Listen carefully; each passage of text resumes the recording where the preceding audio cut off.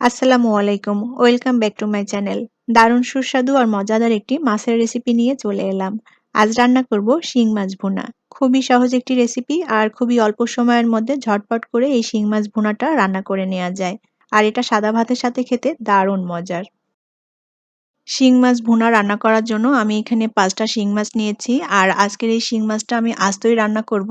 আমি শিং মাছটাকে খুব ভালোভাবে ধুয়ে পরিষ্কার করে নিয়েছি। আর শিং মাছের মধ্যে যে রগটা থাকে সেই রগটা আমি মাছের পিঠের দিকটা এরকম একটু কেটে এখান দিয়ে রগটা টেনে ফেলে দিয়েছি। প্যানে আমি ৩ টেবিল চামচ পরিমাণ তেল দিয়ে দিলাম।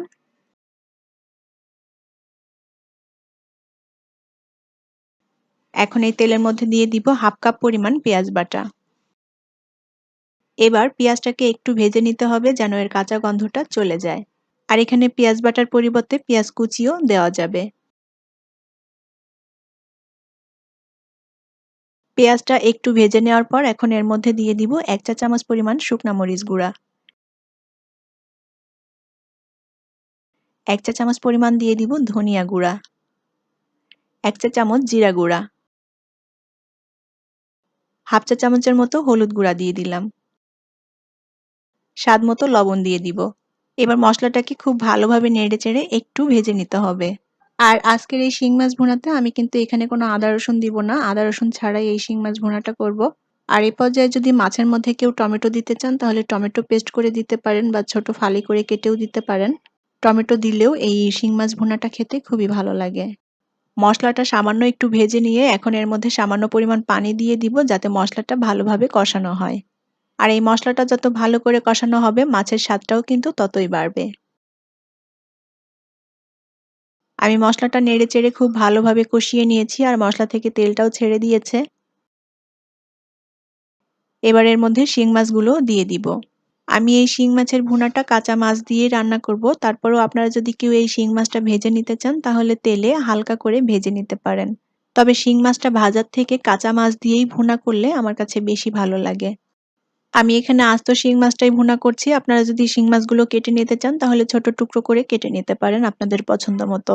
মাছগুলো দিয়ে এখন মশলার সাথে উল্টে পাল্টে দিয়ে একটু কষিয়ে নিতে হবে।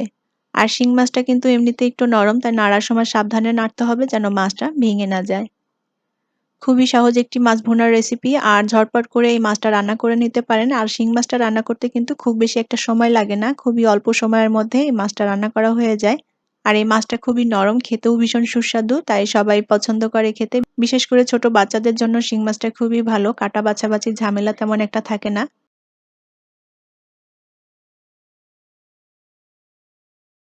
আমি মসলার সাথে মাছটা খুব ভালোভাবে নেড়েচেড়ে কষিয়ে নিয়েছি। এখন এর মধ্যে পরিমাণ মতো পানি দিয়ে দিব। যেহেতু মাছটা ভুনা রান্না করব, ঝোল রাখবো না, তাই সেই পরিমাণ মতো করেই পানিটা দিয়ে দিলাম। আর এখনো যারা আমার চ্যানেলে নতুন আছেন, চ্যানেলটি সাবস্ক্রাইব করেননি, প্লিজ আমার চ্যানেলটি সাবস্ক্রাইব করে নিবেন এবং পাশে থাকা ছোট্ট বেল বাটনটি ক্লিক করে দিবেন। এতে করে আমি যখনই কোনো ভিডিও আপলোড করি সাথে সাথে আপনাদের কাছে নোটিফিকেশনটি পৌঁছে যাবে। আর যারা চ্যানেলটি সাবস্ক্রাইব করে নিয়েছেন তাদেরকে জানাই অসংখ্য ধন্যবাদ। মাছের ঝোলটা খুব ভালোভাবে ফুটে উঠেছে আর মাছটাও রান্না করা হয়ে গিয়েছে। আমি ঝোলটা আর সামান্য একটু শুকিয়ে নেব। এখন নামানোর শেষ পর্যায়ে আমি এর মধ্যে দিয়ে দিব খুবই সামান্য পরিমাণ গরম মসলার গুঁড়া। অনেকেই আছেন মাছের মধ্যে গরম মসলার গুঁড়াটা দেন না, তবে সামান্য পরিমাণ গরম মসলার গুঁড়া দিলে মাছের ভুনাটা খেতে কিন্তু খুবই ভালো লাগে। গরম মসলাটা দিয়ে খুব ভালোভাবে নেড়েচেড়ে ঝোলের সাথে মিশিয়ে দিতে হবে। এবার চুলার আঁচটাকে একেবারে অল্প করে দিয়ে আমি ২-৩ মিনিট মতো মাছটা রান্না করে নিব।